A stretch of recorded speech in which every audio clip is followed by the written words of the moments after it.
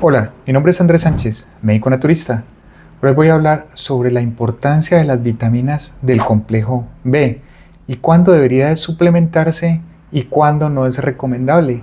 Quédense conmigo en el rincón del Doc Andrés. No olviden darle like, suscribirse y compartir si les parece interesante esta información.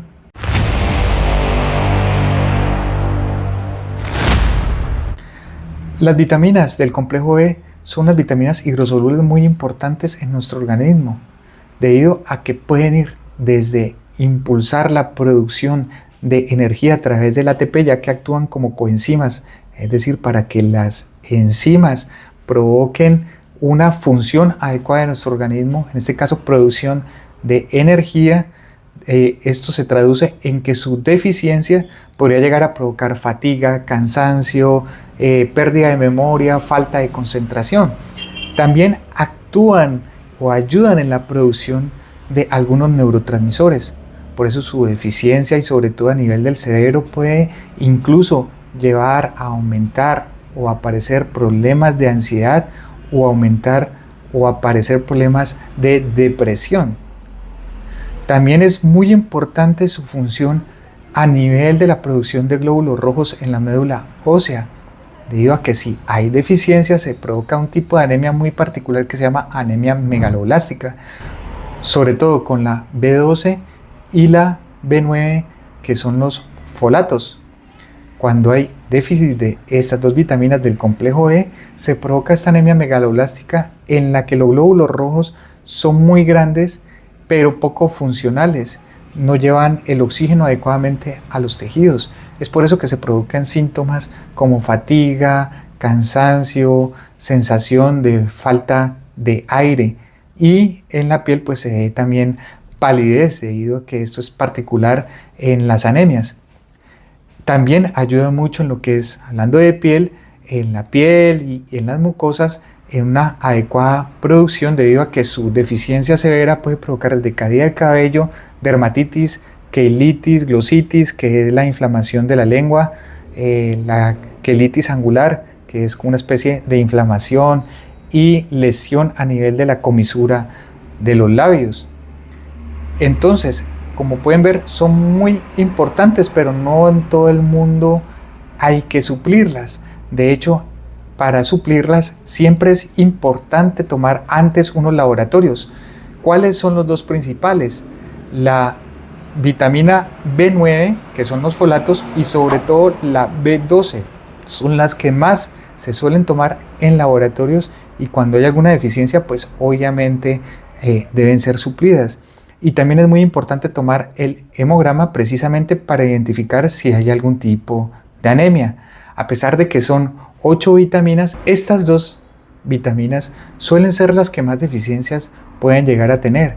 ¿Por qué? Porque sobre todo, por ejemplo, la B12 puede haber deficiencia en adultos mayores, en personas que tengan dietas restrictivas, sobre todo en veganos estrictos, en personas que tengan problemas digestivos como lo es la gastritis atrófica, en personas que se hayan hecho una cirugía bariátrica o que por alguna razón pues hayan cortado una parte del estómago, que es donde se ayuda a producir esta vitamina B12 a partir de un factor intrínseco que colabora mucho en la producción de esta B12 y que está en el estómago. Entonces, cuando hay algún problema ahí, puede haber deficiencia.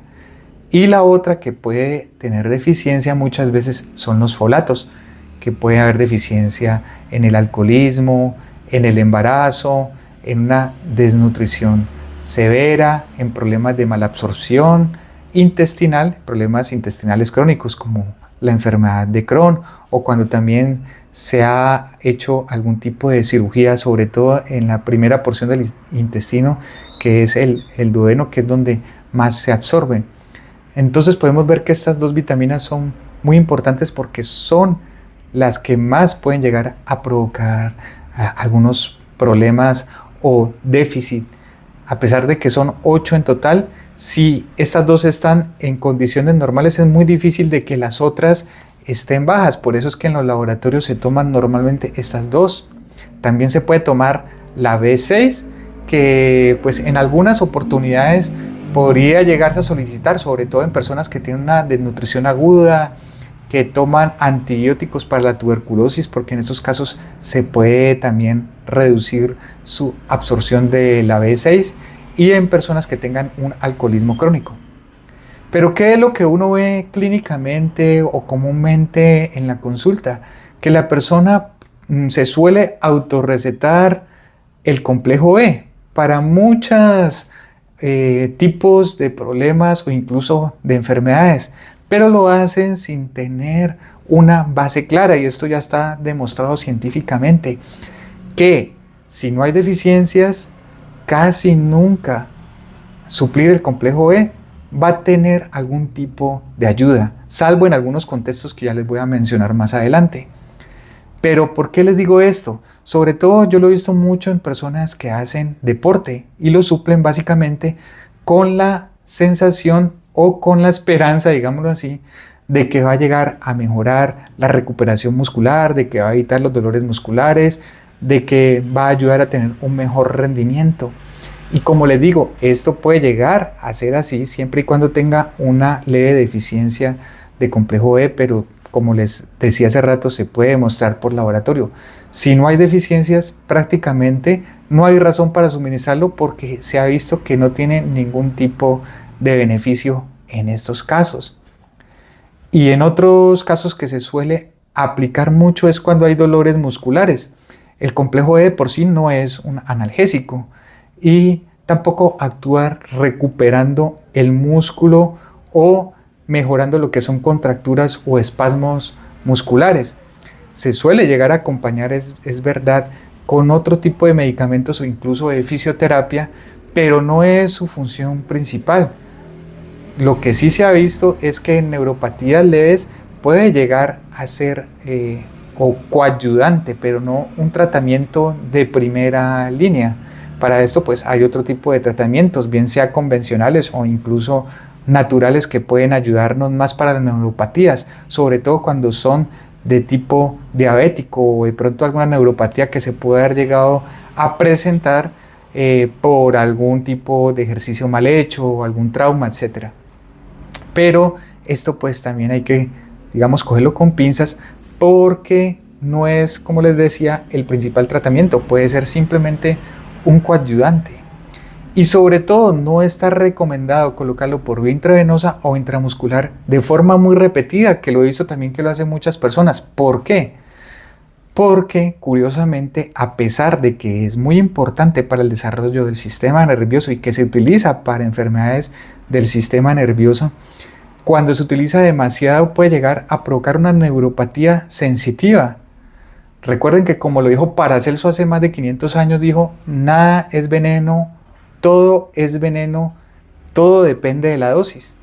En este caso, pues necesitamos complejo E, obviamente, para un buen desarrollo interno, pero cuando nos excedemos y cuando pasamos a sobredosificarlo, puede dar lo que queremos tratar de evitar o de mejorar, que es una neuropatía, puede llegar a producirla. Una neuropatía sensitiva, sobre todo por exceso de B6, y también puede llegar a dar alergias e incluso dermatitis, o enmascarar alguna anemia megaloblástica que puede estar coexistiendo en estos casos. Entonces, por eso no se recomienda, sobre todo por vía intravenosa o intramuscular, ponerlo de forma indiscriminada. Donde es más seguro y que tiene una buena absorción, de hecho, es por vía oral. ¿Cuándo no solemos utilizar la vía oral? Cuando hay deficiencias severas, por ejemplo, en anemias megaloblásticas ya diagnosticadas, en déficit severo de vitamina B12, en alcohólicos crónicos, en personas que les hayan hecho cirugías intestinales o que tengan problemas intestinales crónicos, como les comentaba hace rato, sobre todo gastritis atrófica, problemas de malabsorción intestinal, enfermedad de Crohn, enfermedades de tipo crónico que no permitan una buena absorción, personas que les hayan hecho cirugías bariátricas o recesión de alguna parte de los intestinos. En esas personas sí se debe hacer, y se puede hacer de hecho, para evitar el déficit, inyecciones o colocarlo por vía intravenosa cada determinado tiempo, pero solo en estos casos. Y es verdad que hay en el mercado productos que pueden tener combinaciones no solo de complejo B, sino muchas veces tienen combinaciones de magnesio, de zinc, de calcio que pueden ser muy útiles, sobre todo en personas que practican algún deporte o que tienen tendencia a tener algún tipo de déficit, como pueden ser personas mayores o que tienen de pronto alguna dieta muy restrictiva. Sobre todo, encontramos la vitamina B en lo que son carnes. El hígado tiene mucho vitamina del complejo B, el pescado, los mariscos, lo encontramos en vegetales de hoja verde, en legumbres, en granos como las lentejas, los garbanzos, los frijoles, lo encontramos también en leche entera o en derivados lácteos. Entonces, en una persona que tenga una nutrición más o menos balanceada es muy difícil encontrar en realidad deficiencias. Y pues suplirlo prácticamente, como les comentaba, no hay ninguna necesidad porque no va a aportar ningún tipo de beneficio extra. Cuando sí puede aportar un beneficio en casos, digamos, en mi caso que como médico naturista ponemos terapias ortomoleculares, colocamos pequeñas dosis de complejo B en algunos tipos de sueros. Por poner un solo ejemplo, megadosis de vitamina C, colocamos también complejo B y algunas veces aminoácidos, dependiendo de cuáles vayan a ser los usos o las necesidades que tenga en ese momento la persona. ¿Por qué? Porque en estos casos, por ejemplo, cuando lo combinamos con vitamina C, en megadosis y en terapias ortomoleculares, ayuda mucho en lo que es su función antioxidante para mejorar las defensas, para mejorar lo que es la función a nivel enzimática y como cofactor para que las enzimas funcionen adecuadamente, pero esto es porque es una combinación de aminoácidos, de minerales, incluso de vitaminas en grandes dosis, pero también hay que colocarlo con responsabilidad, es decir, unas cantidades adecuadas para en ningún momento provocar un exceso y de pronto ir a provocar los problemas que les comenté hace un momento por excesos. Esto sería pues la suplementación con complejo B, cuáles son sus usos y cuáles son sus posibles efectos adversos. Espero les haya gustado y nos vemos en la próxima revisión. Muchas gracias.